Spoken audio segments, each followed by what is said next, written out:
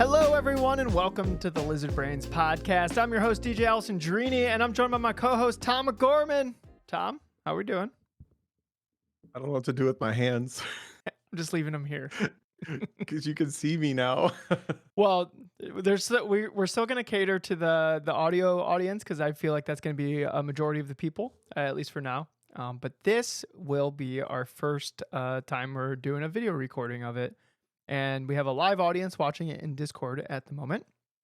And we're going to upload this to YouTube, which I will definitely put in the link of the podcast that you're listening to right now. So in case you want to watch the video version, that's the way to do it. Oh, Tom, I forgot to start the stage. I'm going to do that right now while literally on the stream. Yep, this is the full experience, everyone. This is the podcast. You know what? I think all of every podcast I listen to is on YouTube with a video feature. So I think this is going to be way better. Yeah, I agree. Just Well, from and my own then guess. we'll also have a algorithm, and people in the chat are already grabbing screen caps. My worst nightmares are coming true. Awesome. Love that for us. So yeah, if you want to watch us we're officially on video. This was one of our New Year's goals. If you listen to our goals cast, DJ, how are your goals going? I think they're going kind of good. I haven't uploaded a YouTube video yet. I recorded one. Look, see, I start the stage and then people show up. See, I'm glad I remembered to start the stage. Mm-hmm. So yeah, I for everyone that just joined, we're talking about the goals that we've set so far. I think I recorded a video and I didn't like it, so I didn't upload it. But I realized what I didn't like about it because I was recording. I did a race that I felt like was kind of an interesting race, and then I talked about it afterwards, and I just felt like it was kind of boring. I think I need to like almost act like I'm live streaming it and record it, and then upload that because it'd be more entertaining. At one point, a cone in iRacing got lodged in the car and was like taking up my whole screen, so I couldn't see. So like my live reaction to that would have been like probably pretty great, but like when recording it, like wasn't like, I can't pretend that like, whoa, I can't believe this happened, because it's like it's in the past. You know what I mean? Like it was weird. Does that make sense? It kind of does, but I agree with Paul. Paul in Boosted Films in the live chat said, "Don't wait for perfection. Post it anyway." And I told you the same thing. I was like, I'm not you know waiting. what? Even if you've learned, I'm not waiting for perfection. It's just okay. I can learn what I want without people like clicking on it and going, I don't like DJ's videos, and then like not clicking on the next one that might be like way better. Does that make sense? Yep. Sort of. Listen, but you only get this one buy. Look, I understand that. Paul from Boosted This is Films an intervention. Paul from Boosted Films says post it anyways. You always have an excuse for not posting. I've posted YouTube videos before. I didn't like how this one turned out. So I have videos already that with over 10,000 views that are like tutorials and stuff like that. So this is really me just like continuing to post videos after like a 2-year hiatus. And I don't like how the one that I recorded turned out, so I haven't posted it. But I understand what I don't like about it. So Tom had a good idea. Way too famous to post a video that bad. I just don't want to post a video bad that like turns people off from clicking on future ones. Like that makes sense, doesn't it?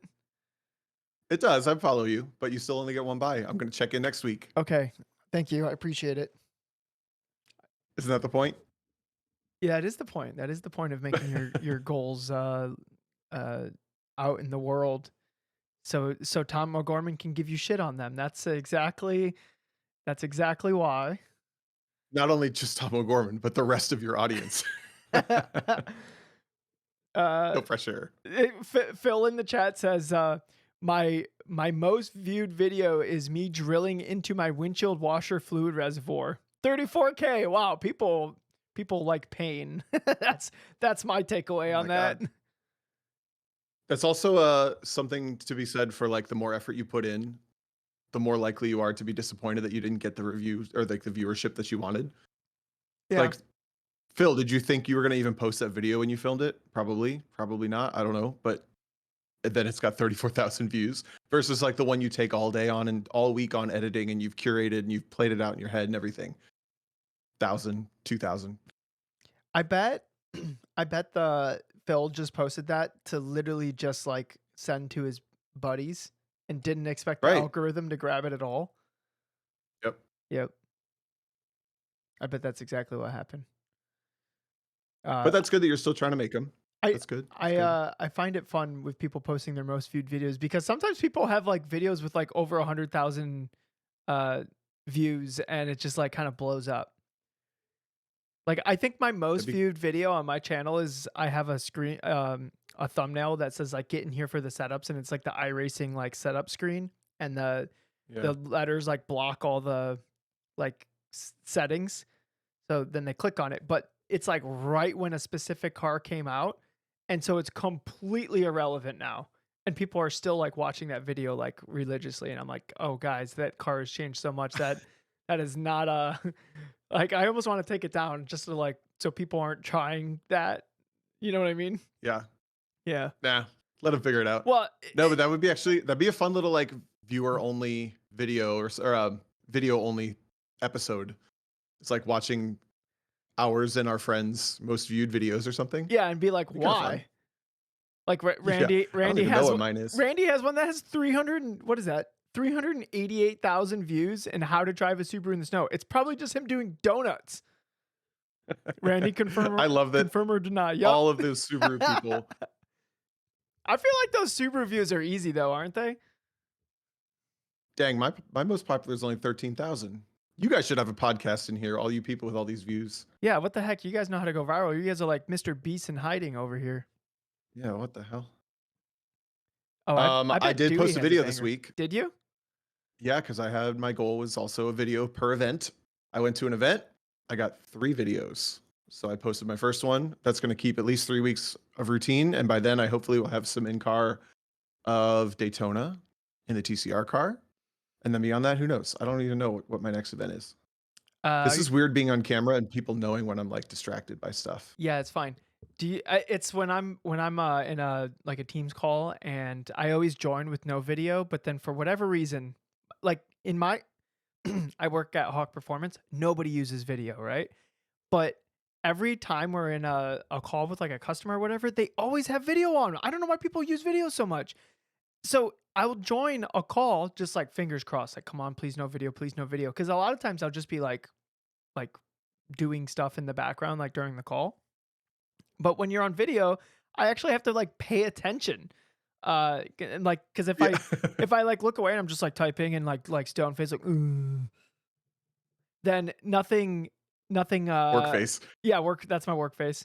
Um, then they know that I'm not paying attention to this like really prepared like pitch that they're trying to give me or something. And I have to like look at them, which makes me sound like a bad person, but that's how it feels.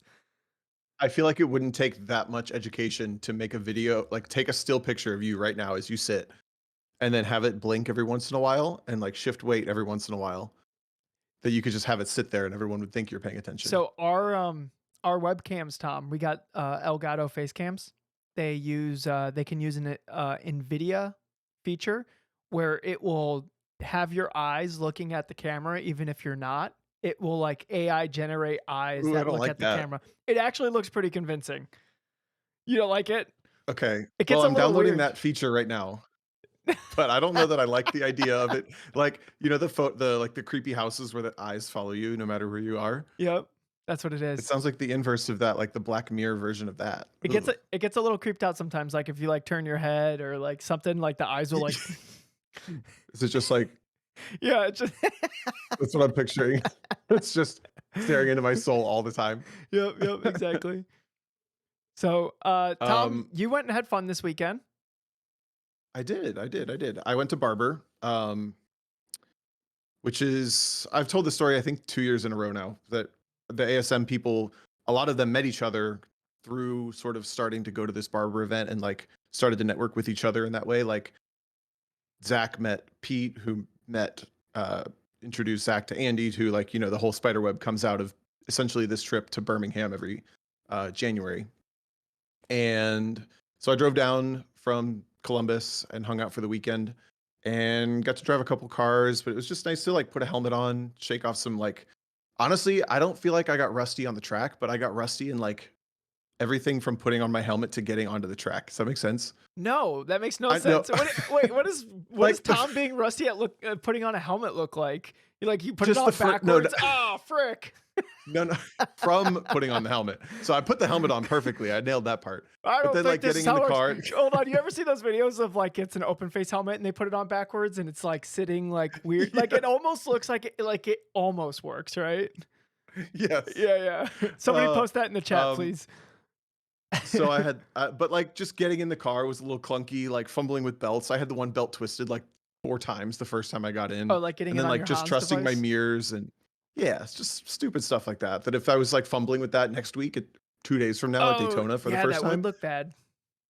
I'd just look like I'd feel like an idiot. No one would even notice, but I'd No, feel they probably stupid. wouldn't So like all notice. that was nice. It's Um, cool that you got to go drive something before you go to Daytona. So wait, you didn't feel like you had any driving rust at all? no, Damn, it must be nice, dude. I know it was, I've I don't relate to your struggle with that, and I don't envy that struggle for sure. But I mean, I also drove a car. The last time I drove a car was November for Thunder Hill. Yeah. Plus, the car that I'd spent the most time in this weekend, I drove the Birmingham Road and Race BMW, which is the like a WRL GP1 car that I drove last year in this exact configuration at Barber 2 days straight for like 2 hour stints. So yeah, So okay. it just came back like that. Yeah, I never okay, that makes sense because whenever I hop in my own car, at like mid Ohio, I don't feel rusty. Like I feel like I'm like right into it. It's something about driving somebody else's car at an unfamiliar place, you feel like you're rust. Now, if you were like dialed in, like you're like a couple events in for the season, uh, it wouldn't feel that way. You just jump in, you're like, yeah, new track, like figure out the brake markers, figure out like exactly the angle at each apex, and cool. Now we're doing laps. Like this is 95% of what this car is going to do around this racetrack. Um, but like when you're just jumping in for like the first time for the year, yeah, I always feel that rust. I know like you and Eric and some other people are like really good at not like having that rust build up. But yeah, I feel the rust build up. If I don't play the trumpet for a couple days and I like grab the thing, it like feels weird in my hand. Like I just get rusty like very quickly. I think there's just less going on up here for us. You I got so much going on up here. It's This just is you got to like go the through the whole file cabinet to find the task again. Like my brain where pathways is are it? getting overwritten like super quickly. I don't. Correct. Yeah, You yeah. know what? I like that explanation. Yep. You know what? I need to Versus mine's just like singular task. Every other task just doesn't even go in. like It's your just like yeah, your brain doesn't even give you a chance to get rusty because you're not overriding the pathways. correct, Yeah. correct. Although I did wait. First of all, I need to get music queued up for a Tom rant. I'll give you a little head start on that. Oh, But also, yep. But I also had something weird happen this weekend. That's going to feel weird to admit to. But uh, hold on before we get into this. no, this isn't the rant. This is a story, and then Okay, I'll go to okay, the rant. okay. Because I got things to So do Barber for was this to great. work. But I went, like I said, from Columbus. So I stopped at my parents' house halfway, or not halfway, but to get the day started. And I stayed at their house, so it would be a little bit less of a drive from Cincinnati instead of Columbus. So I get there. It's Thursday. I think I got to my parents' house at like 9:30 p.m. They were on a trip, so it's just me. And there was a TV show I want to watch. And now it's like 10:30, and I'm like kind of not tired yet, so I'm fumbling around or just like sitting there. And then I remember like all my old art supplies are in the basement. So I go down to the basement and I get my whole like I had this giant tackle box of like nice stuff because I was doing art in school. And I grabbed it, and there was also like an adult coloring book with it, like a coloring book for adults, not adult coloring book. And bring all of it upstairs. And I'm just like I kind of open it and I'm like leafing through it, and one of them just like grabs me, one of like the coloring Oh, pages, it's a and I haunted like coloring open. book. Yes, it Yeah. just like spoke to me. It's the Tom. Tom, and then a hand came out. Yeah. So then I opened my art box up and I like grab some pens and I start like coloring. And I'm just like enjoying myself. And when I color, let me tell you, I'm doing like I need even color coverage every inch of within the lines. Oh my Like it's god, this is very, too very much. intentional. I don't have patience for any of that. I love it. So then I'm noticing I'm getting like kind of stiff and like my elbow kind of hurts and my hands really stiff. So I like finally look up. It was 3 in the morning. What the heck? You I go into a co- time warp? I colored for 4 hours Colored. like a 5-year-old in my parents' kitchen. And your parents are just like, Tom, we're going to bed. And you're just like, No, they were gone.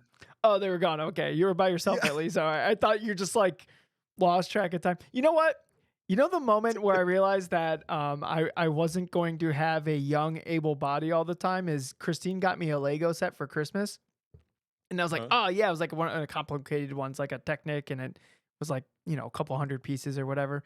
And I'm sitting cross-legged on the living room floor, just like putting it together. And then like a couple hours later, I finished it and I was like excited and I like jumped up, like woohoo! Like I finished the thing. And as I was like jumping up, my like Woohoo! legs gave out and I was like, I just like fell over holding the thing because I was sitting with my like legs curled up underneath me for like 2 hours and my body. Yeah. When I was a kid, dude, I would sit like cross-legged in front of a TV for like 8 hours playing games. And then my mom would be like, we got cookies. And I'd be like, oh, heck yeah. And I'd like run up the stairs, like, no problem.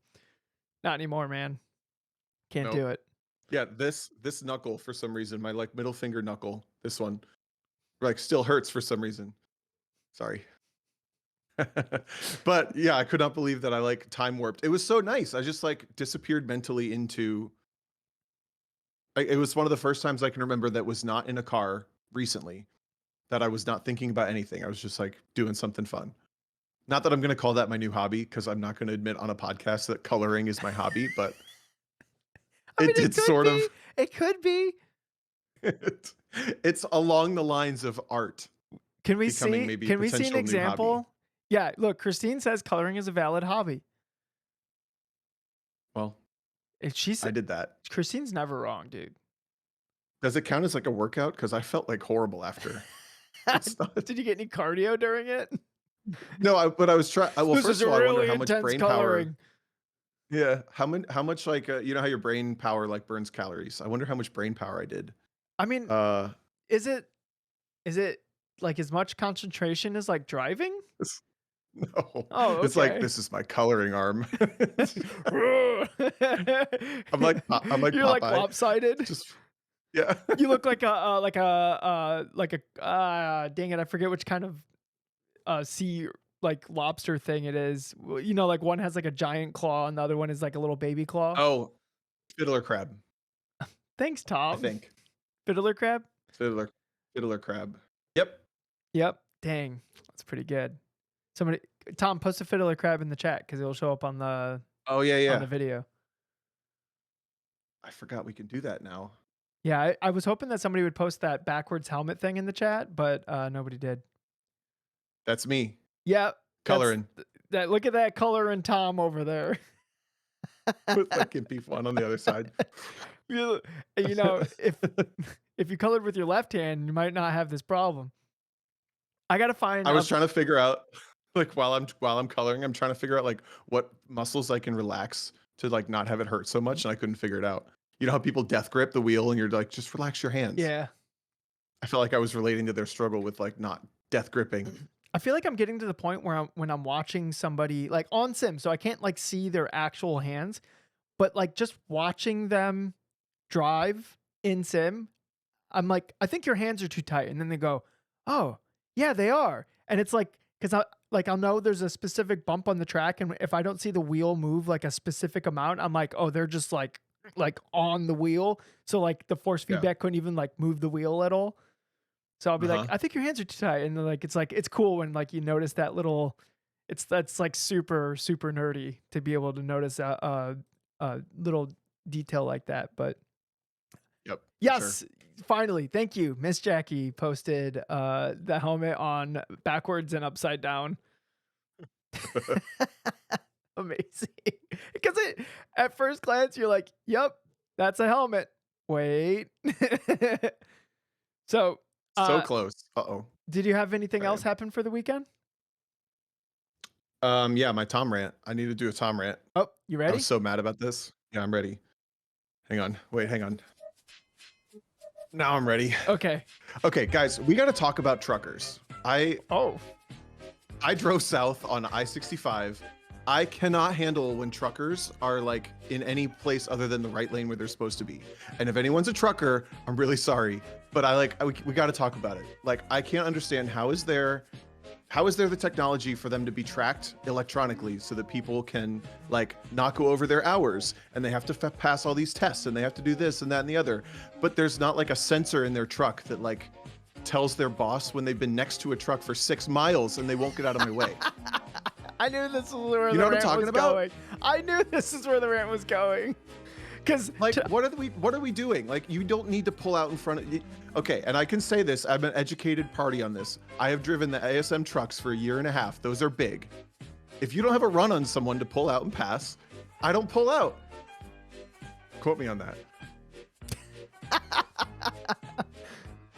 is that it? Yeah, whatever. When you're driving south, I cannot handle the I-65 corridor or the I-75 corridor with these stupid trucks that just pull out and then they're in the mountains and they're just in your way. Can't handle it.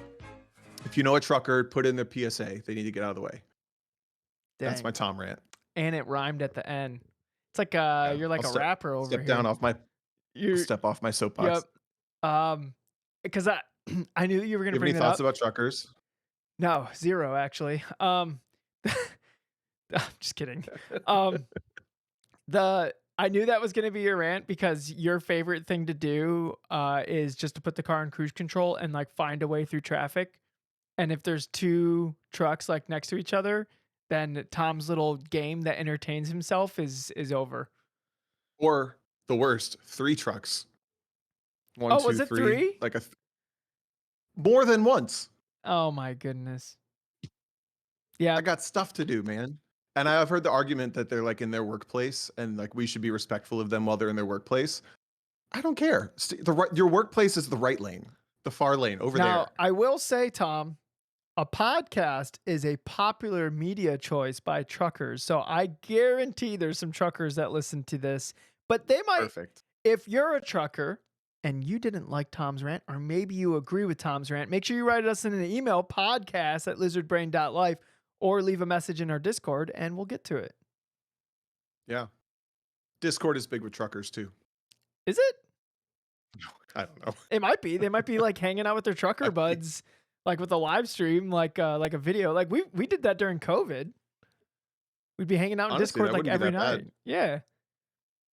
So this Hmm. weekend, I spent most of the weekend trying to figure out with my Daytona 24 team in iRacing. We were trying to figure out what car to drive, and the only thing that we didn't want to drive was the BMW. And unfortunately, that is like the fastest car that we won't die in. I think the Porsche GT3 is faster, but we're not confident that it will make it to the end of the race. So the BMW is like way faster than everything else, which is like really it's kind of a bummer because it's kind of like the most boring driving GT3 car. So we switched to a different class. What does that say that's my preferred GT3 car? The most boring driving one. You like the GT4 BMW as well. Yeah, because they're the 2 that don't kill me. I crash the rest of them really like immediately. But So did you guys come up with a game plan then? Who are you doing it with? Tell the audience. yep, it's me, Ido Waxman, Kevin Zhu, and Paul Darling. So it should be fun. Dream team. Dream team. It should be fun. I think we're going to be pretty good. And then, so we switched to the LMP2, which in iRacing is like the middle class. You have GTP, which is like those hybrid, like super prototype cars. And then LMP2 is kind of like the slower prototype class. And then you have GT3 cars.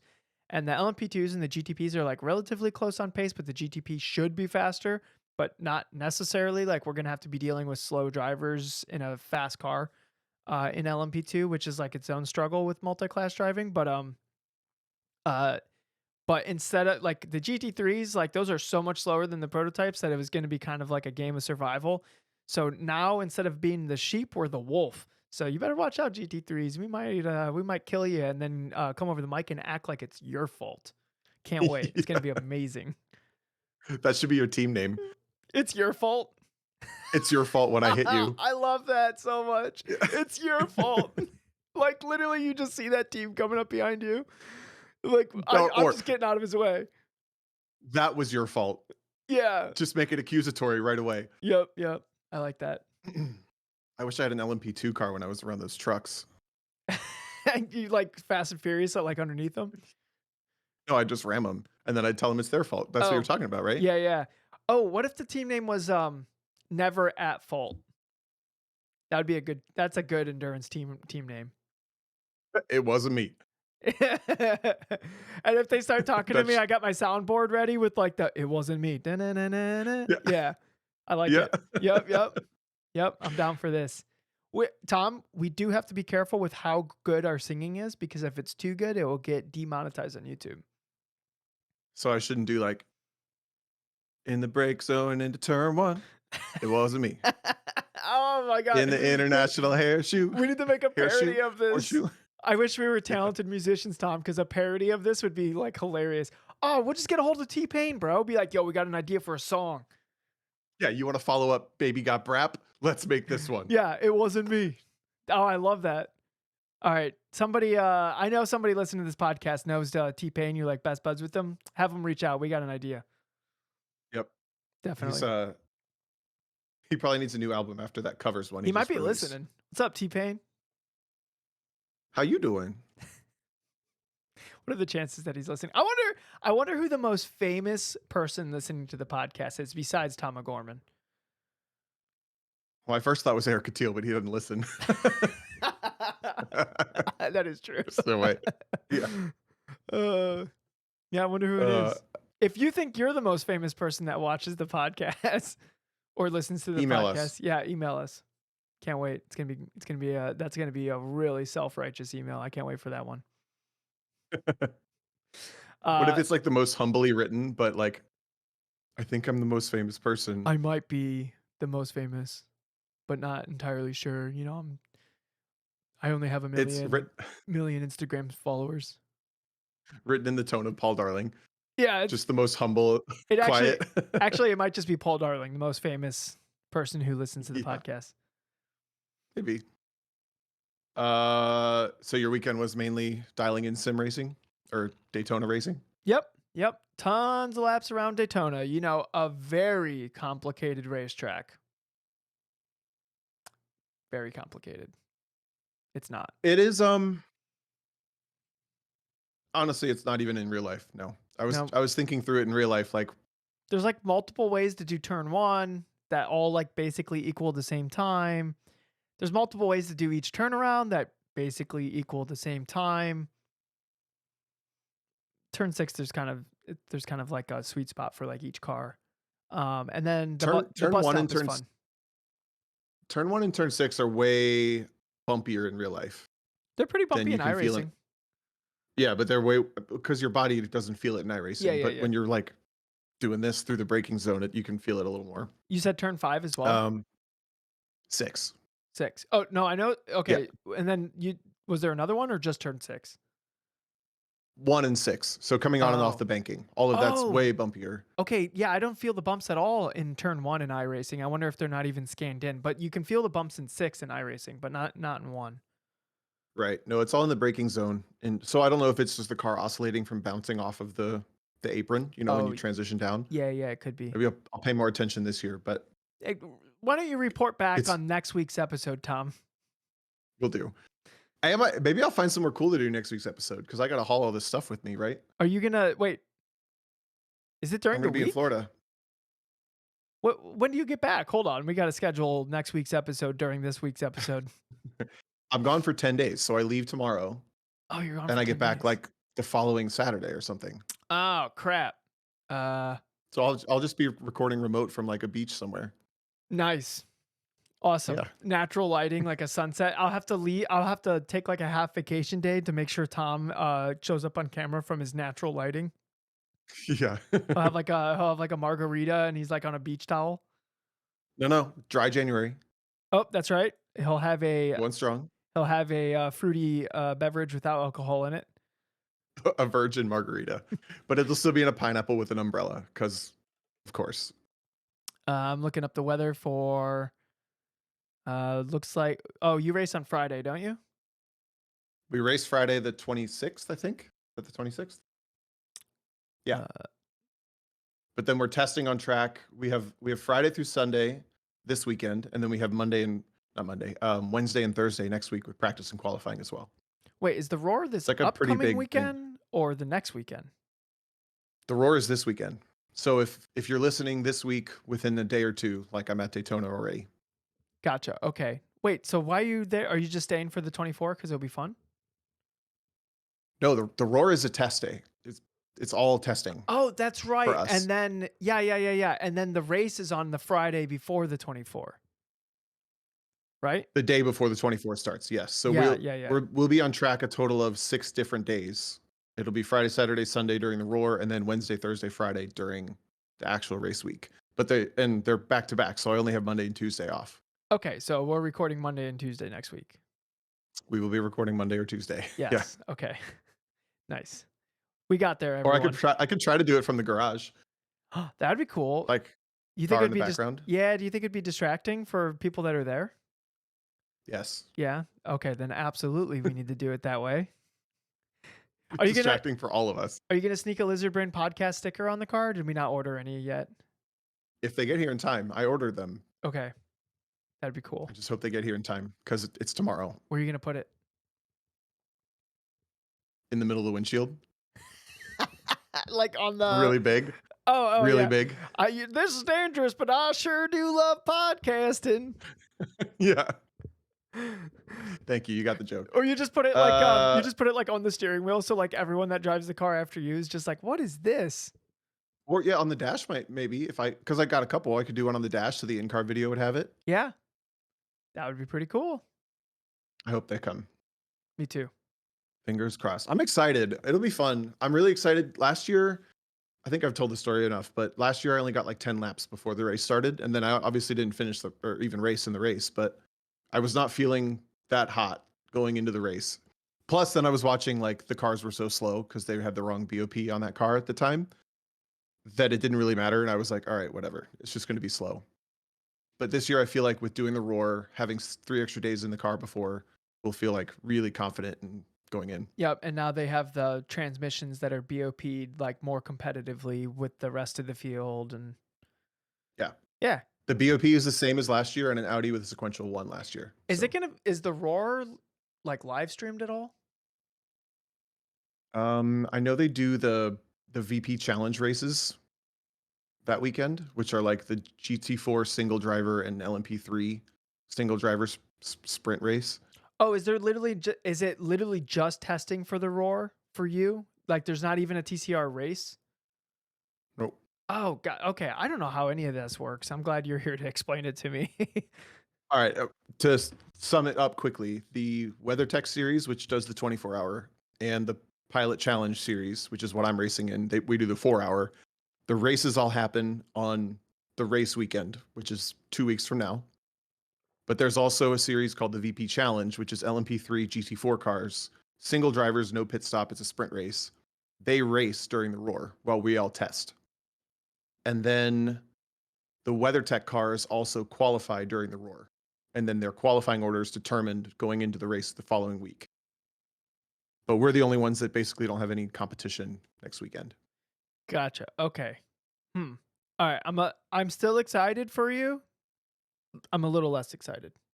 I thought you were You gonna could be more excited next week, though, yeah, right? yeah. I'll be back to that same level of anticipated excitement next week.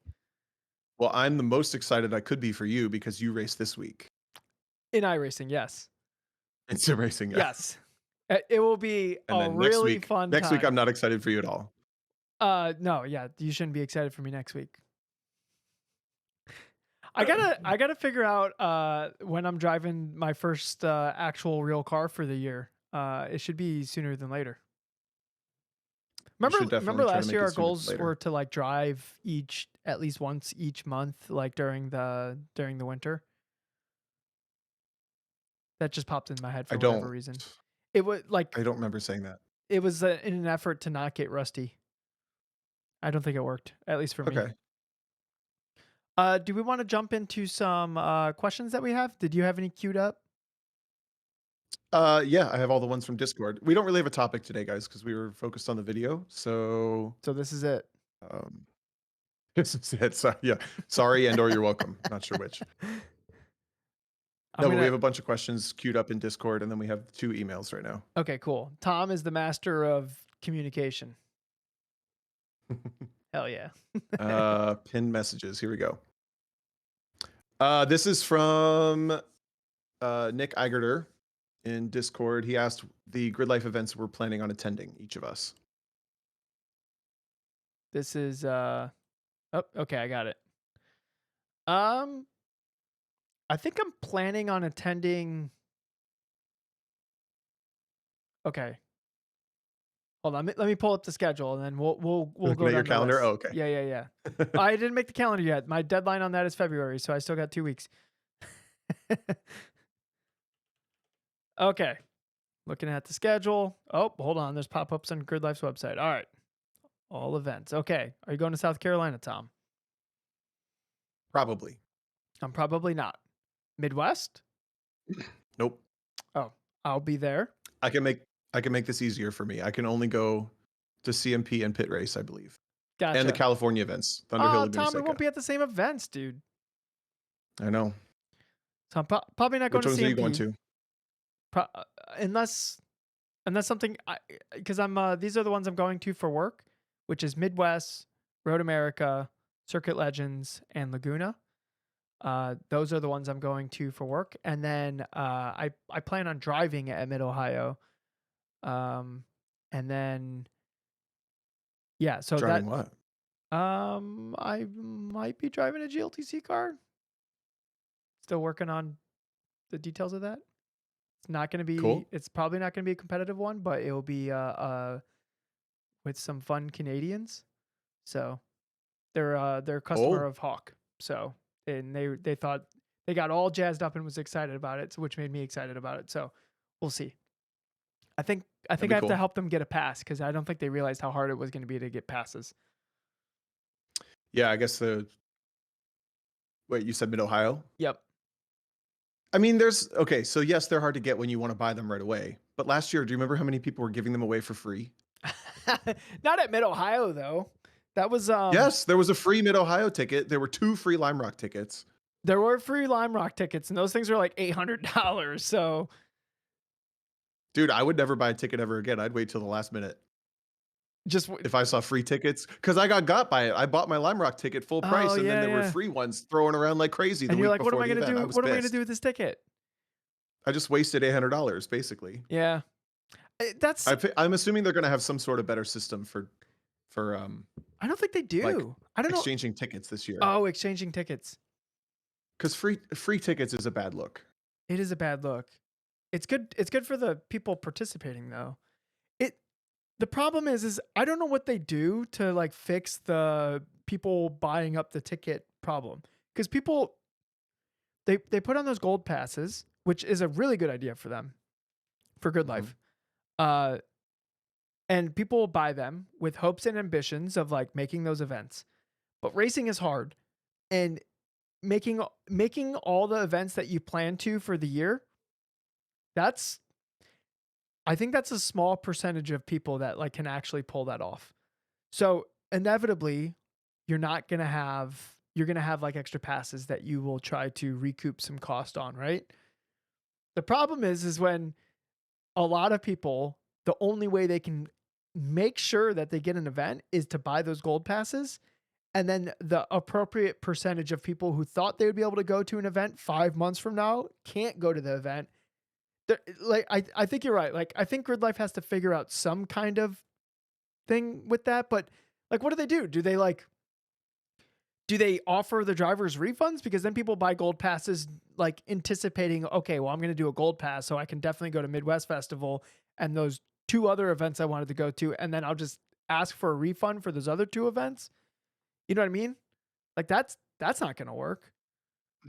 Yeah, I guess every other organization just does like a they don't do refunds, but you can't just trade tickets or sell tickets They put like the tickets on third sale party. like a month before, and like so like a month before you have a better idea if you're going to make the event or not, and then you buy the tickets.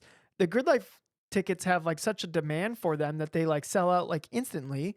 So like you don't want it to turn into like an F5 battle.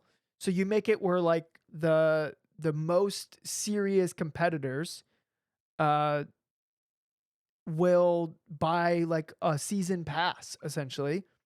But then Mhm. that's where those free tickets come from, is that season pass where people end up not being able to make it because Right. they're trying to plan, 6, 7, 8 months in the future. It's hard to Yep. do that. So like I understand why there is. I just don't know what the solution is. You look like such a podcaster right now. Just moving this thing Grabbing the around every mic. once in a while. Yep. Yeah. We got nice headphones, Tom. What do you got? What do you got there? What is that? Oh, HyperX? Oh, okay. SpaceX. Space. Oh, No. gee. You got those Elon phones, bro? Yeah. They got moon rocks in them. Yeah, yeah. You I hear was that jiggling? I was jealous of your pop filter, by the way. Like my microphone doesn't have a pop filter, so I had to put this like big foam thing on it. It does look cool underneath it though. Here, I'm gonna mute it. I'm gonna pull it off. Podcast listeners, look up a it's a Rode Pod mic, so you can see what it looks like. I think it looks cool. Yeah. Take your hands off the wheel. Look it up. Oh, Come is that on. what mine looks like? It might be. Yeah, I think it looks about the same. But doesn't it look cool? That looks so much cooler than this thing. Yeah. Wait, mine or you're saying your bear mic or my cover looks cooler? No, I'm saying that underneath your cover, the mic looks very similar to this. Yeah. It's very cool. It is cool. Nice. All right, I'm gonna put the cover back on, so Okay, yeah, I'm not hitting sheath people up. with plosives. See, I even saying the word, I did it. I can't. Okay, I'm gonna put it back on. Plosives. The oh, I was gonna say something about. I mean, it's the ticket stuff's not a big problem really. It's like it's the stupid stuff that we always find something to complain about, I guess. But No, I mean I it's think you'll have no problem getting a ticket for Mid Ohio eventually. yeah, eventually. Plus, they're doing, as far as I can tell from the little like cheeky comments you see online, seems like they're doing the A and B format, the split format for GLTC this year a lot Yeah. more. Yep, that makes sense. And honestly, I think that's a good idea. I kind of wish they split it like we did in iRacing, where it's like odds and evens. But I kind of get it. Like that's how they split it in like dirt racing, right? With like an A main and a B main and stuff like that. Yeah, I don't know how dirt works because the way that we're talking about it from sim that we liked was odds and evens. So like 1, 3, 5, 7, 9 from qualifying. But the way that they're doing the split is like top 30, bottom 30. I don't know how dirt. I'm assuming dirt works that way when they do like A, B, C, D main. Yeah, they just do like the different. It's like almost like splits. You have like different splits of the. So like the top Yeah. 30 qualifying times will be in A main, and then the next 30 will be in B, and then it just keeps going down from there. And like obviously as a competitor, like you're hoping to get to B main, but at the same time you're just hoping to be able to just like go out there and race.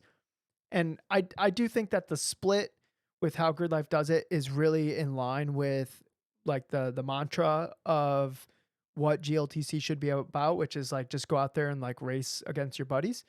It Mhm. shouldn't matter like what split you're in as long as you're like around somebody racing. And in general, when it was 60 cars on the racetrack at the same time, it was the same thing. You're just racing with somebody that you're like equal pace to. It's doing that. But when you have 60 cars on track, the chances of somebody having like a mechanical and causing like a yellow goes up like significantly than when you have less cars on track. And then if you only have one heat, then you have a very limited amount of tickets, especially in smaller tracks like Lime Rock. So I like the heat idea. I think that's a really good move. It was really fun at Lime Rock last year when we did it. I enjoyed watching both streams. It's cool that they streamed both because both streams had like different flavors of racing that were very entertaining. Yep. And it was kind of fun because I was a big old cheater pants that weekend to go from B like through Oh, that's B right. into A and through A. Yeah. I forgot that you were quote unquote cheater pants. I turned my car way up. You turned the knob. Did you No, hit I the pushed the pedal harder. oh yeah, you hit the switch underneath the pedal? It's like gave it the old Oh, and it just blew the dyno. Tom, we're not supposed to see your pants on a Teams call. At least I'm wearing pants. I'm not wearing pants. I have Okay, a safe I have a season then. strict no pants policy when my upper half's on video. Copy. Yep, that's how it works. All right. I think that's gonna bite you someday. someday, but then I'll be like, ah, I had a good streak, and now I'm So you're streaking. working. No, you're, yeah. So you're working everywhere but Mid Ohio, and you're racing Mid Ohio. Hopefully, racing Mid Ohio. If not, maybe I'll Sunday We're Cup the fit. Oh yeah. I gotta think. I don't know what I'm doing at the ones that I can go to, but those are the ones that I know I can go to. Um, my year's still a little bit messy with the planning, but I'll be at some of them. Oh, and we're also doing a test day before CMP. If you didn't see that, or if you listen to our podcast but don't see like posts online or something, ASM is hosting a practice day at CMP the day before. If you want to join us, it's $300. Good test time before the first event. Shameless plug. Do you got one? You want me to go again? Hold on. I did bring it up so I could participate in this. We You got love reading. Tim, uh, Brewski. Did I say that right? Are you in the email? I think so. Oh, never mind. It was Moose Driver. Did we figure out what Moose Driver's name was? I don't think so. All right. Well, we got somebody in the They're not here right Discord now. whose name is Moose Driver. That's his name. That's his actual name. His parents hate him. Anyways, Ooh. when putting a seat in a race, or when putting in a race seat, is there a specific angle you like your guys' arms at? How close do you sit? Should it be comfortable or in the lowest setting for CG? I installed mine and it feels fine, but I want opinions on seating setup. I think we're going to have a similar opinion on this, Tom. Can I I say what yours is? sure. Okay. So Tom, he wants the wheel relatively close. He wants his arms at 90 degrees. And to him, the seat height, the only thing that matters is that he can see some of the hood. So if he can see Yeah. some of the hood, then he's good. Arms 90 degrees, wheel at about like shoulder height if he gets the choice on it. And I don't know your pedal preference, but you probably don't even care. Yeah, I can't say that I've ever overthought or thought about much my seating position. I know that I tend to like to sit closer than most people do because I tend to have to move the seat forward when I get in cars. But I really don't overthink it. The only thing that's ever bothered me is when I can't see the hood line, and I Yep. don't know why. Okay, yours is when you prefer to have a cage that's way too small for the car. You want to be like a foot off the interior so that it's really, really Yep. encompassing you like a cocoon. Yep. So I'm And then bouncing you my head can't off really the cage move. as I'm driving. Right, but then that tells you when you're like at the limit of adhesion when Mm-hmm. your helmet hits Yep. the I'm like, oh, car, I'm slinging this car. the cage, yeah. Um, and beyond that, that's about. Oh, and then you prefer to have someone else use your pedals. Yep, Tom's got it. Yeah. Uh, for I me, don't know that I could tell you your preferences actually that detailed. I also like seeing part of the hood, but it's not a necessity to me, like it is to you. For me, it's more uh I want my like I'm really particular with like where my feet are. I need the wheel like kind of close, where I'm not stretching, like where my shoulder's not coming off the seat to be at like 12 o'clock. If my shoulder Yeah. feels like I have to stretch to get to 12 o'clock, then it doesn't feel like I'm in control of the car. Um, but I'm pretty particular about like where my feet are because I want specific muscles to be used on my feet. Like anytime I have to drive a car and it feels like my legs are like really stretched out, then that's a unsettling feeling for me. If it felt like I couldn't touch the brake pedal if it went to the firewall, even if it's not going to the firewall at the moment, I feel kind of sketched out about it. I want to be able to push the pedal at least to the firewall. Um, Yeah. so those are like kind of my preferences. As far as like height of the seat, center of gravity being low, whatever, guys, like it's I really don't think it's going to make that big of a difference to No. if you think it's like it's going to be like what 6 inches of difference, like you're not going to notice that. Like just mount the seat where you feel like you have the best visibility, where you're the most comfortable, where your head's not bouncing off the cage. Like that's how you mount yourself in the car. Yeah, I agree. I don't know that I could tell anybody. I can tell them when they're not sitting close enough. I don't know how to tell you to sit specifically close, like how close to sit. I Uh, think arms at 90 degrees when you're at 9 and 3 is probably like the easy button thing to say. yeah, but I still want like a 30-degree bend in my arm when I'm like at full lock. You know, like I don't ever want to hit straight. I don't What ever. I don't. what gets weird is when the wheels like kind of like tipped away from you, like the top's way farther than the bottom.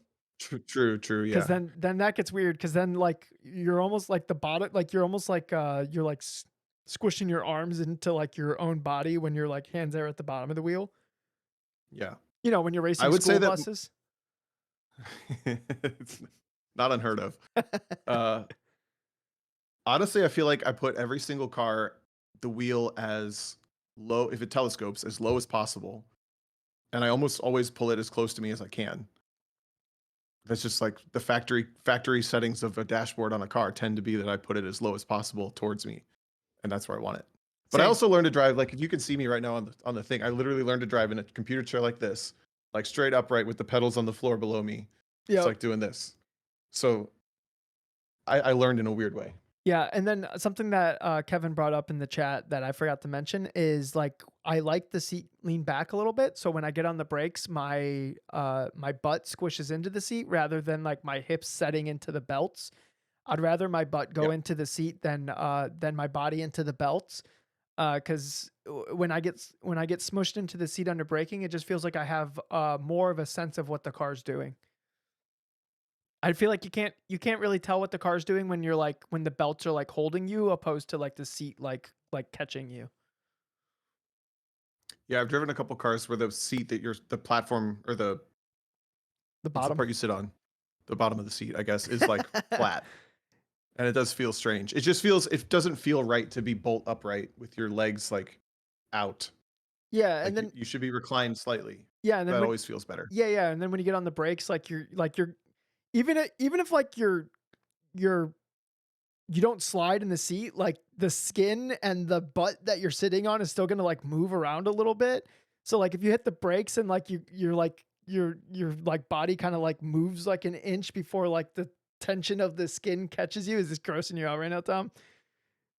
Just A little I've bit? never thought about this hard. But No, I've just like never thought about this hard but ever. like it takes like some fidelity out of the brake pedal if like your flesh has to like catch your body before the belts do, and then like because you as you're hitting the brakes, like your body kind of like goes into the brake pedal more. So if it's leaned back a little bit, then you hit the brakes and then your butt squishes in the seat. Your legs are like full sim racing legs where like they have no what's happening in the car has nothing to do with what is happening on the pedals. I'm glad that works for you. Thanks, Tom. I just I I tend to be the complete opposite where I'm like, well, is what it is. Although this is making me think I drove a car once, and the only way I could sit high enough that I was confident where I was, or happy with where I was to grab my pillow from my car, which I have this like really thick like foam pillow that has like a lot of squish to it, but it's like very firm as well. So it like basically took up the entire bottom of the seat. I was fully out of the containment seat when I Yep. sat on it. Then I do the belts and I go out and it was a BMW 3 Series on Hoosiers, but stock suspension at pit race. And I drove the entire session like Yep. this, leaning, flopping, and then I would like as the pillow would like reinflate down the straightaways, I would like go back up into the belts tighter, and then through the corners I would like roll over again. But I mean, to me, like that is what it is. You can't have it perfect No, every single time. we're If you're doing this saying for your car, yeah, yeah. yes, do it for your car. Take your time. Make sure you like it. Make sure it's comfortable. You should have bent arms at every range of steering. You should be able to mostly get the pedal done with range of motion from your ankle, not your leg. And beyond that, like, don't overthink it. Yep. I'm saying like ideal, like perfect is what it is. I've driven when I drove that Supra at Road Atlanta where it was like a blizzard. Uh Mhm. Everyone on that team must have ate their Wheaties. They were all like over 6 feet tall, and the seat was mounted to the floor of the car. So same thing. I was like, I wasn't sitting in the seat. I was sitting on everything I put in the seat so I could like reach the controls. And yeah, there was Yep. no containment. I could have been sitting on like a saddle to like a horse, and that would have been like more support than like the mound of pillows I was sitting on. But yeah, you make it work. But when it's your own car, like you just make it work for you. Now I will Yeah. say, I'm 5'7", so I'm a little on the shorter end. I made it so I have to put a pad behind me for me to be like at my most comfortable angle. But that's because I plan on having other people drive my car here and there. So I made it where you could be a couple inches taller than me and still be able to function well in the car. So I made it where it's like I have to use a pad behind my own seating position, but that's only to make it more flexible so other people can drive it. So if that's something that you want, then maybe take that into account as you're mounting your seat. Sure. That makes sense. Cool. Good Um, question. Phil in the Phil in the live chat added to it, um, that he's found when he tightens his harness, his back starts to get crunched downward.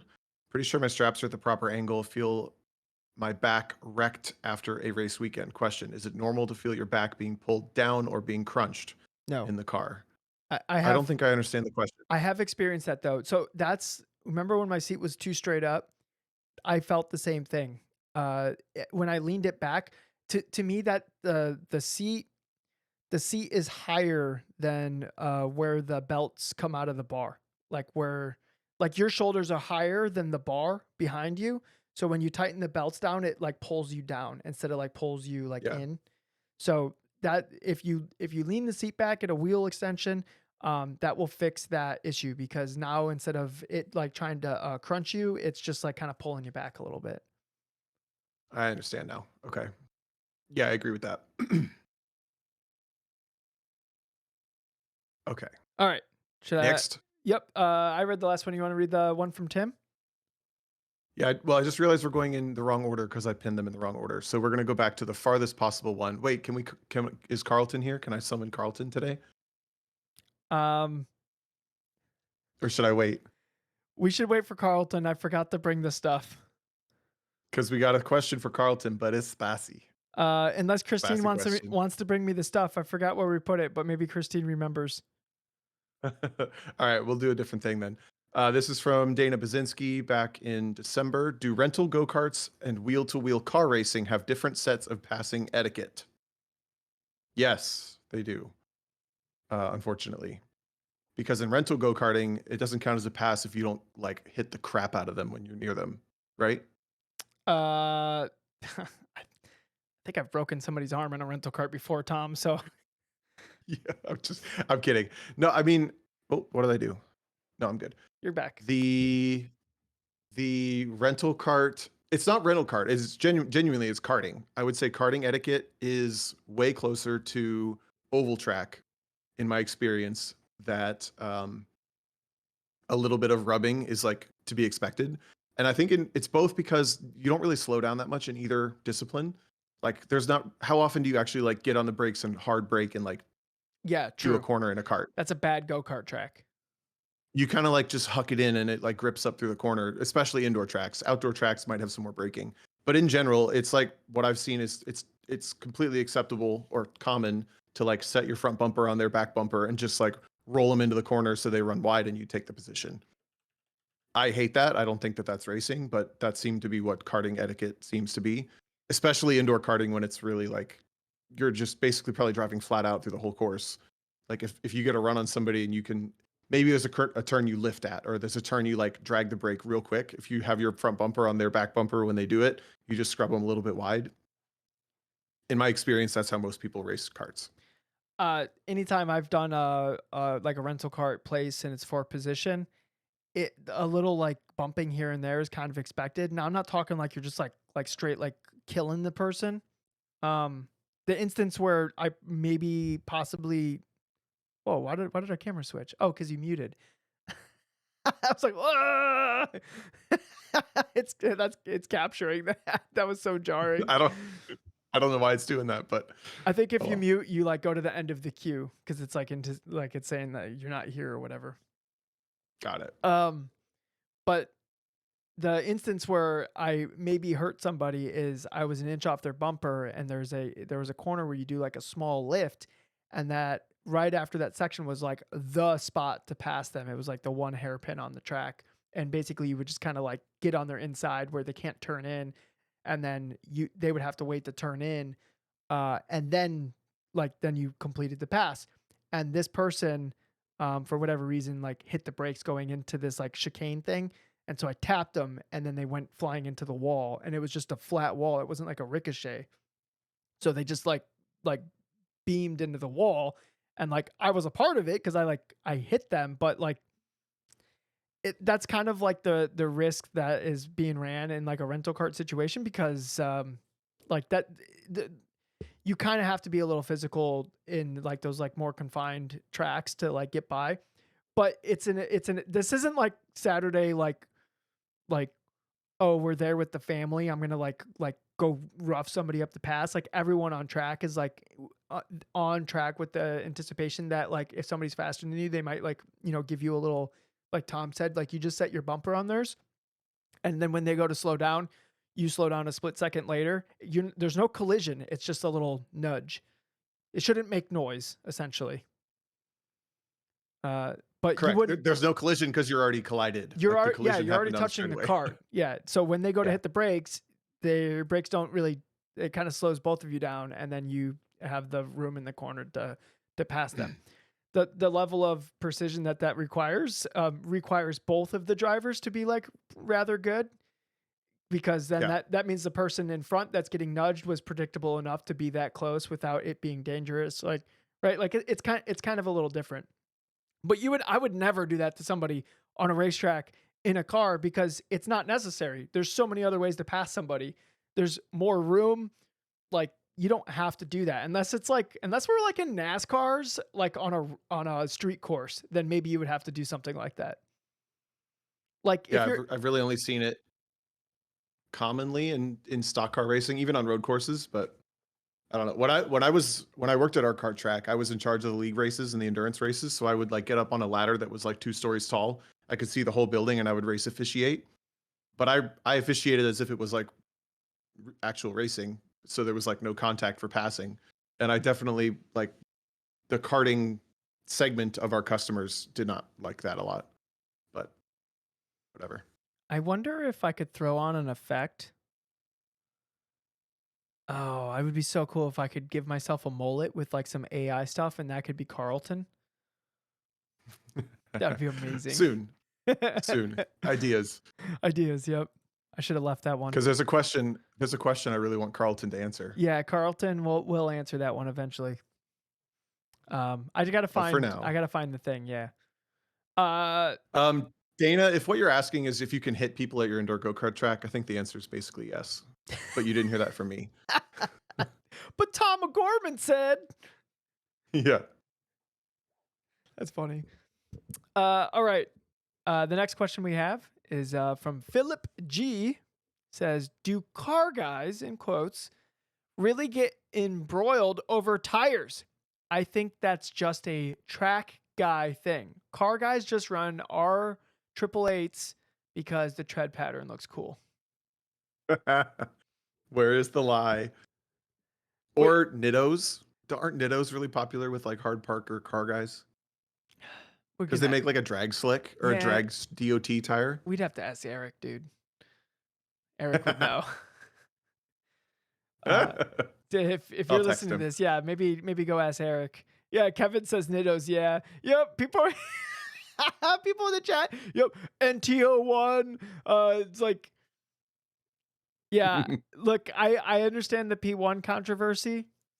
People in the chat are talking about it, and should I have my hot take on the podcast, Tom? It depends on if you want it to be your opinion or Carlton's opinion. I feel like this is more of a DJ opinion. Carlton would probably have a different opinion. Okay. So my opinion on the P1 tire thing, and for those that don't understand what I'm talking about, bring me to your corner of the internet. That sounds lovely. Yeah. Yeah, see, Phil, I just want to avoid P1 for just 1 week. It's some tire. It might be great, might not be, whatever. Honestly, I don't give a shit about the tire. Hold on. I got to start the Thomas the Train Engine music. Dang, 2 rants in 1 week. You guys are lucky. You guys are lucky. Listener out there, you're lucky. All right. Okay, here we go. So I don't care about the tire, Tom. The tire is irrelevant. It's more who benefits from that tire succeeding.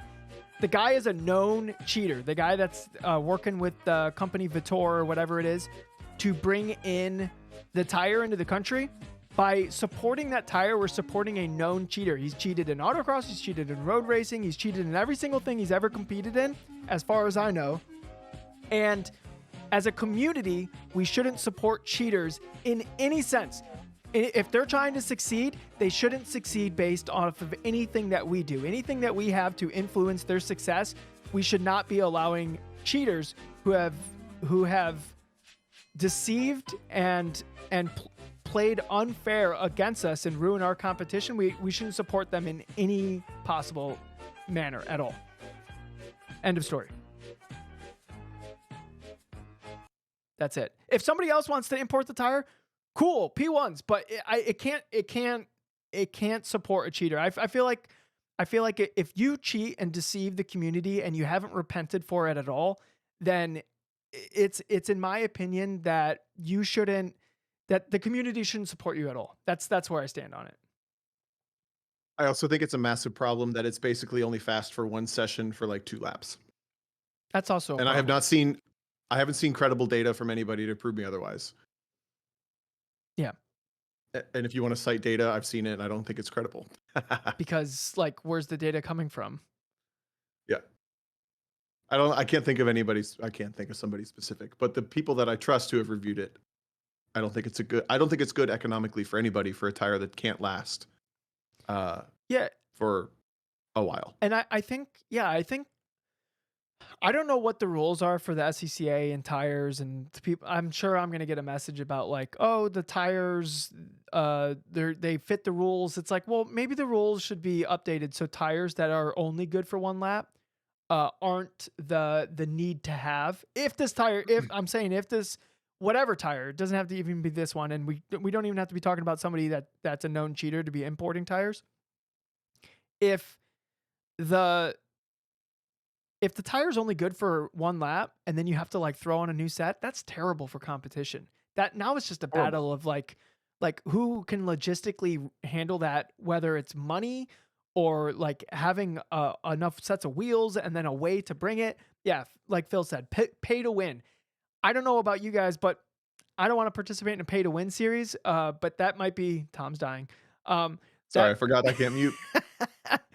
But that might be a position from somebody who doesn't have a lot of money. So, maybe I'm the minority in the racing community where just having tires that last for 1 lap is not a cool thing for competition. But to me, like the obvious competition tire is consistent through basically since you mount it to when it's dead. And you get a decent amount of heat cycles and runs out of it, and it lasts a good long time, and is consistent on track, and it has a wide setup window, so it's not like super finicky like track to track.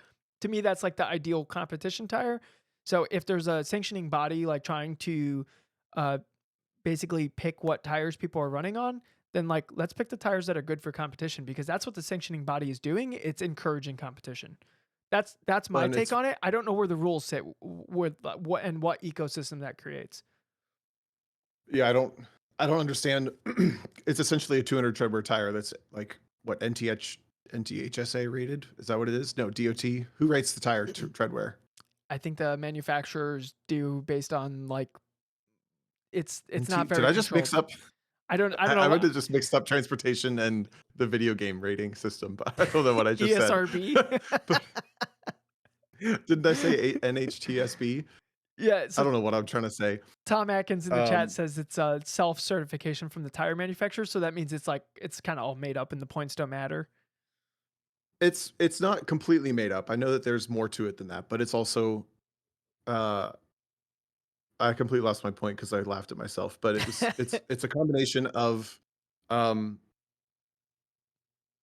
anyway, but I forget what I was going to say there, but there is absolutely a reason for it to be, there's a place for it, a tire like that, specifically like a boutique brand maker or a like specific compound. Like when you're talking unlimited time attack, I get it. You're talking like maybe Pikes Peak, I kind of get it. Yeah, Like it kind of has its place, but within grassroots, within like commercial motorsports, if you want to call it that, it doesn't make sense to but have that's anything that brings down the level of affordability and access quite like that. and we're not talking about the P1 because like I said, we don't actually know what the data is on that tire.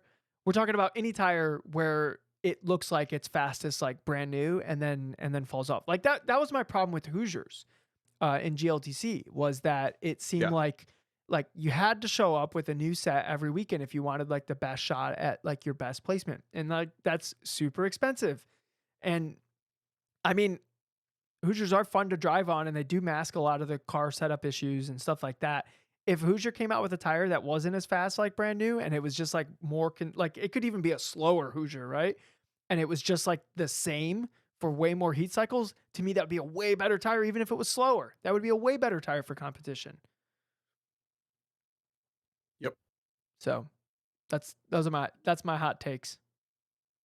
Phil hashtag There you cancel go. DJ. So, Yeah, get on it. cancel me. Get on it, internet. All right, I'm gonna get rid of some of these questions that involve the tires. Did we go into the weeds too much talking about tires? I feel like that was like a line that we set where if we start talking about tires, we were in the weeds too much. Or we at least have to apologize to my dad. Yeah, sorry, Mr. O'Gorman. We apologize. Sorry, Dad. All right, we got one Okay. more pin message. Do we want to do that one? Yeah, I'm gonna let you read it and explain it because I don't know that I understand. All right. So Tim Brisky writes in, can one use an insurance app that monitors your driving as data to help on track/autocross? I ask because the data of both shows I don't use the brakes much, and I know that it's a huge area I need to improve on. Of course, while obeying traffic laws and being safe. Mm-hmm. Mm-hmm. Um, Considering the insurance app dings you for anything slightly aggressive, a dip in any of the numbers shows a difference. What other ways can one practice car control during street driving while remaining safe? uh, I think there's a couple questions here, Tom. Like I think I think the main one is the chat is still talking about tires. We started something.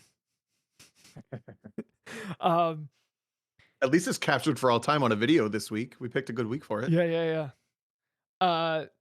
So I think in terms of the using the State Farm app for your data, no, I don't think that's No, I was gonna say there's a screen capture included with the question that's literally a State Farm app telling him like where they rate him under braking, acceleration, you know speed, cornering, and phone distraction. phone distraction good.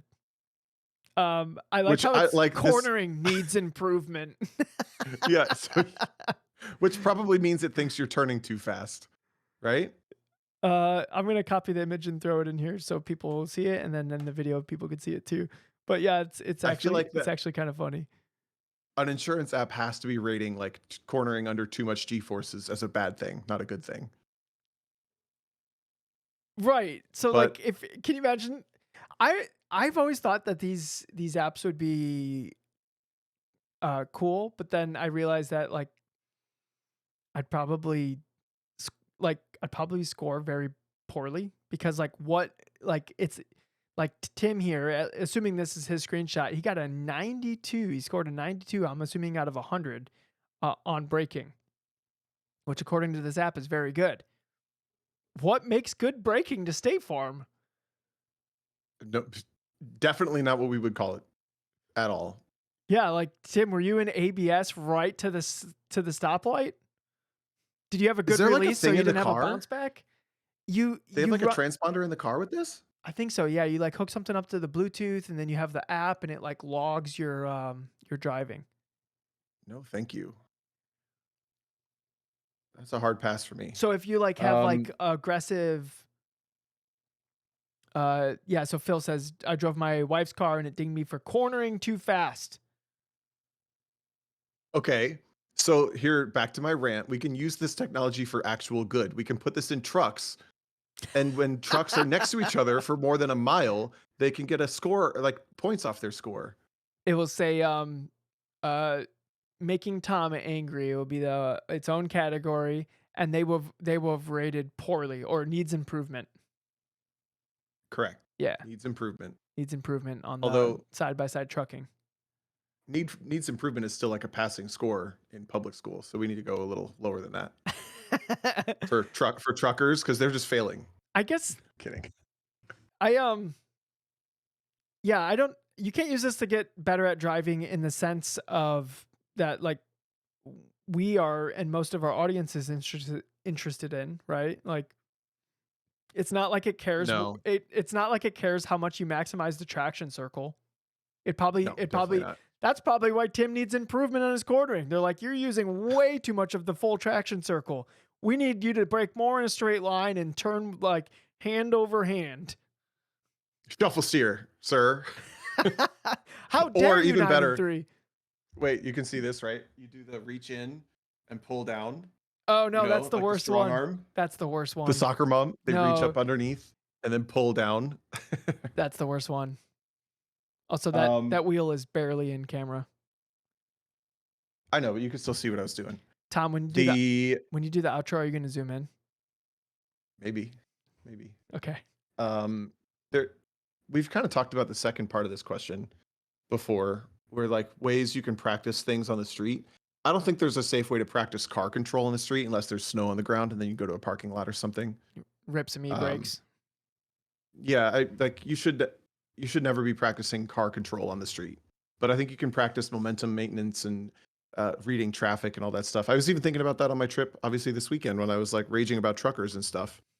Like there's simple traffic patterns that I think help. Like I know that when you're in traffic, you're in like bumper to bumper traffic. Prior to an exit, the exit lane will always move the fastest, and after the exit, the left lane will always move fastest because there are cars vacating the left lane until the exit, and then cars coming back into the slow lane on the entrance ramp.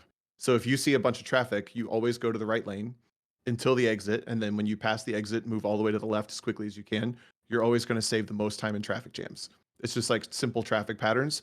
But if you're not paying attention because you're not paying attention to the fact that you're driving a vehicle, you wouldn't know that. So I don't know. I think it's important to understand the ways you can use this for your advantage to be efficient and all that stuff for racing, but don't practice car control. No, not car control. I think the best thing to practice on the road is just being really cognizant of how your hands are interacting with the steering wheel. You can And build, yep, and where your eyes are compared to where your car's going, like having like an appropriate distance and a scan. These are all things that you can build muscle memory while driving on the street that will help you when it matters. But for me, my favorite thing is the hands. If you actually concentrate on how your hands are interacting with the wheel, like how tight they are on the wheel, how loose they are on the wheel, exactly. Like as you're like turning through an intersection or whatever, like how your grip changes on the wheel, like staying 9 and 3, stuff like that. If you just like deliberately practice that on the street, when you get back in the car, when you get back in the car for like a performance driving thing, and there's more to concentrate on, you'll already have some pathways built in your brain that will help cement that extremely important fundamental part of driving. Uh, so you just have one less thing to think about when it comes time to compete or explore your own limits on a racetrack or autocross. agreed. All right, Tom. We're at an hour and 20. That's all the questions, guys. If you have questions, oh crap, Tom, we never did the email jingle. We got to do one email so we can do the email jingle. Okay, I was going to say we didn't have emails, but Oh, do we not have any emails? we do. There's one topic, and then there's one. Someone sent us a video actually, so we could start doing video reviews. And Oh, it says, "Please roast me," but we could do the first one. we don't have to if you don't think it's appropriate. No, why don't we save it? Okay, we'll save it. Yeah, why I'm not? gonna do a post email jingle.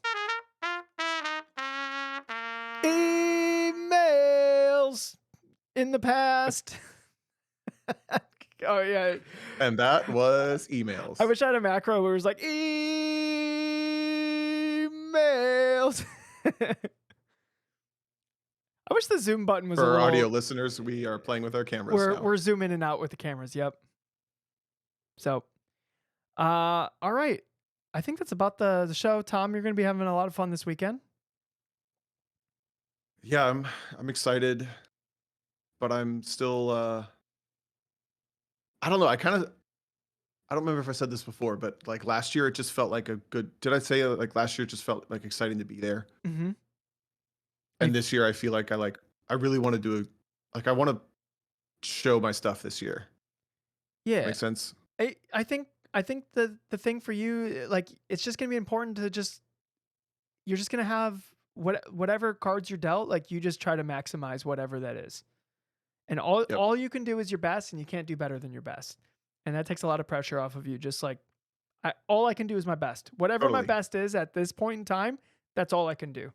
If I wish it was better, I can work on that. But right now, in the moment, right now, I'm just gonna do my best. I think the stuff I'm thinking about, like last year, I started asking setup questions about the car a little too late, and I started trying to like, I wasn't as immersed because I was so just like happy to be present. Yeah. Versus like this year, I think I'm feeling a little bit more motivated to be ahead of that stuff. Because like for example, last year we found out we were running completely different spring rates than the car that won, same chassis. Uh, it's just stuff like that. That I'm like, okay, this year I think we can do better. So I'm excited. It'll be fun. Yep. I'm excited to follow along throughout the weekend. How do we follow, Tom? I don't think there's anything but live timing on the IMSA website for the Roar. So I think you'll be able to see time cards for like the sessions if you want to watch for lap timing. But we will record another episode next week. I'll reiterate then the race will be broadcast live on, I think it's NBC or no, Peacock. So like their streaming service.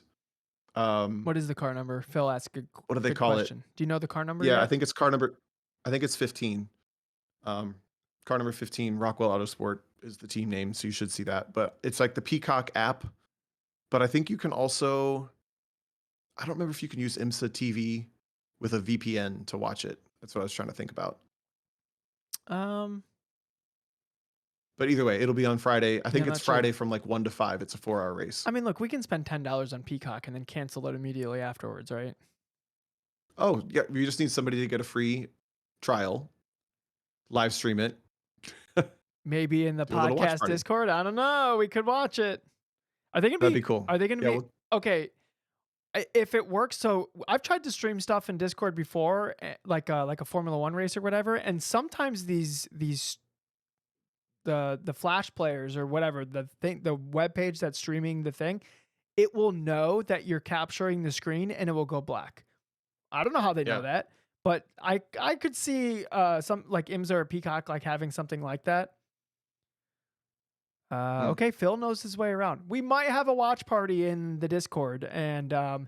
in order to get Phil's in, hosting. yep. Look, in order to get in, guys, I'm sorry, you're gonna have to show me your Peacock credentials, where it shows that you have a membership. That's the only way I can let you in, because other than that, we would be stealing, and that is unacceptable. I will not stand for it. Not in this Discord. No cheaters, no stealing. Yeah, Jake. Those are the pillars of DJ's morality. that's those are. Yep, that's my foundation. So yeah, Yep. we might, depending on your Peacock membership status, we might have a watch party in the Discord. That'd be super cool.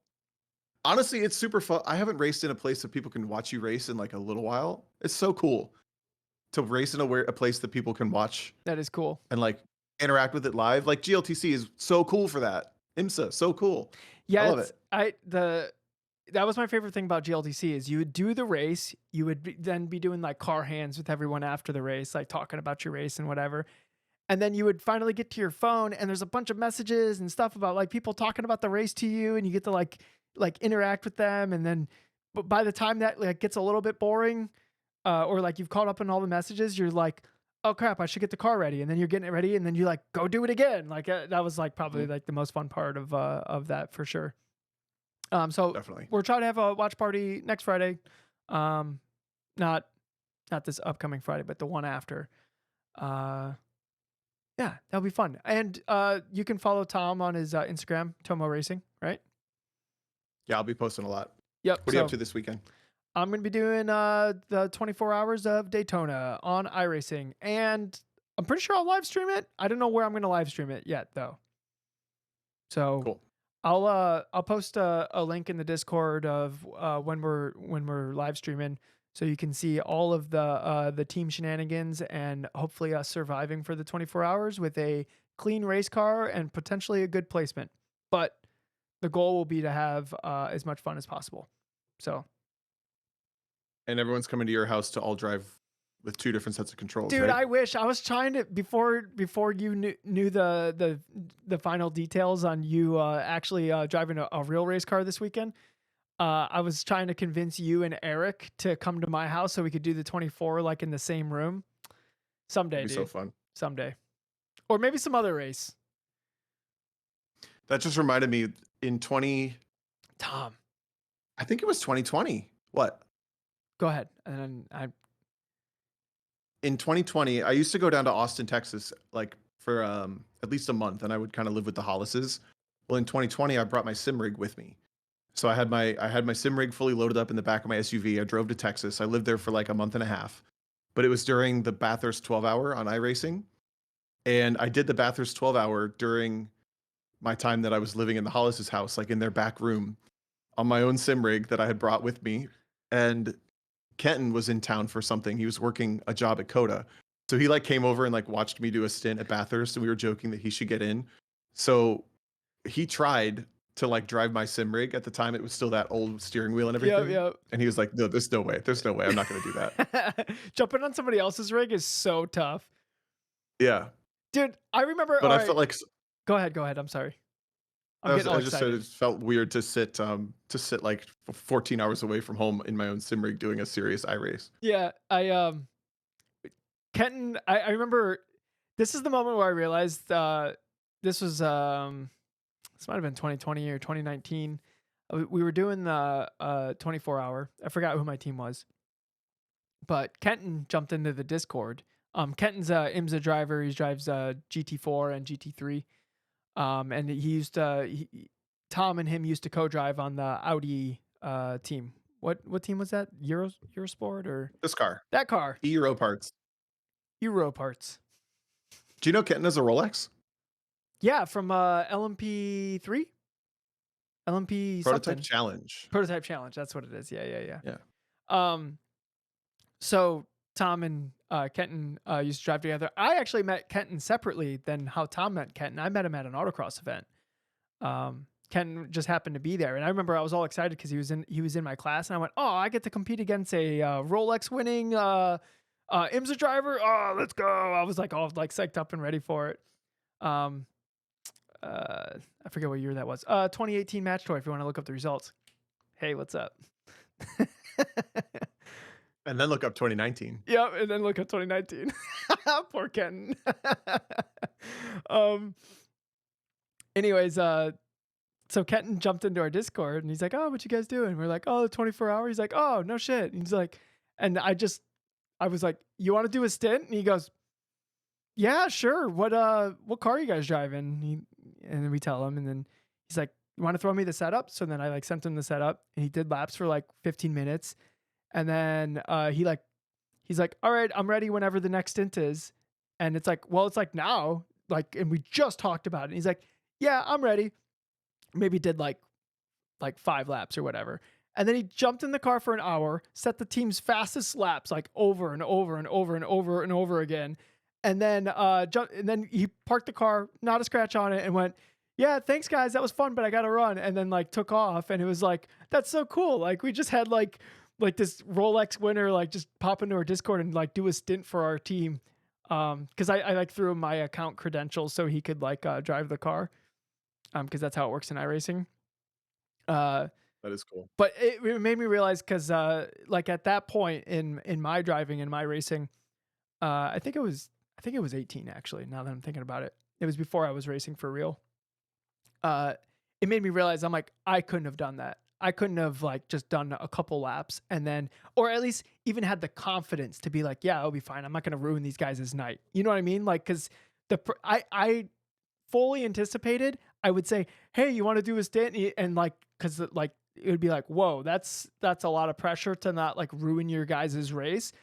But I think when when you get to that level, you're just like, "Yeah, sure. Like I'll do laps for an hour. Like there's what could happen when I do laps for an hour." I think I'm at that point now, but back then it was like that was like a eye opening experience of like just how much better people are than me at this thing. So Yeah. it was cool. And the line between people who present themselves that way and can actually back it up is very hard to read too. It is. It is. Yeah, it is. Because people, dude, people are good at being confident on maybe when they Yeah. shouldn't be.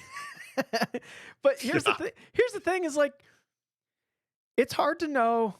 We've talked about it a lot on podcasts. It's hard to know exactly where you stand on something, right? It's hard to know how competent you are on something. Like it's hard to be honest with where you are at this thing that you've put so much effort into. It's really easy to think less of yourself than where you are, and it's really easy to like overshoot to like where you Yep. actually are. Uh, so to be like completely in check with like exactly how good you are and what your limitations are, like that's its own skill. Totally. So, all right, nice little rant at the end of the podcast. You're welcome, everyone. Uh, yeah, that's what I'll be doing. Tom, you think we're ready to end the show? I think so. Congratulations on our very first video podcast. That's super cool. So I hope you enjoyed watching and seeing our beautiful faces. And I love your hair. And I hope you win.